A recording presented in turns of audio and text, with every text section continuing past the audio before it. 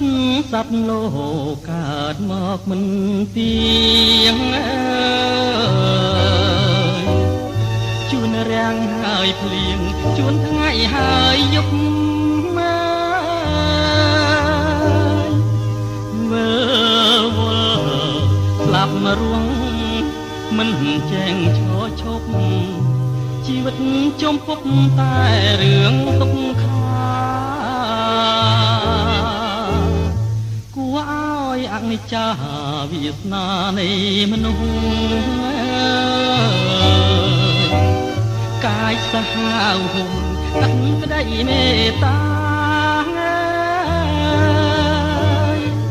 ធ្លាប់នៅរួមរស់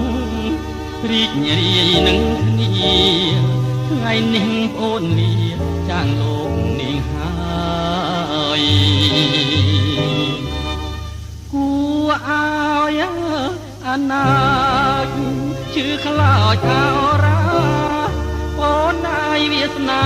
យើងអត់កោះត្រាយពេលនេះអូនស្លាប់ចោលបងទៅហើយមានសង្ឃឹមឡើយបានជួបមុខគ្នាសូមវិញ្ញាណក្ខន្ធអូនបានសោយសុខថ្ងៃនេះទៅមុខបងនៅកំព្រាកម្មកាចចង់រៃតាមកដល់ទីឲ្យរងវេទនាបណ្ដាលពីលោក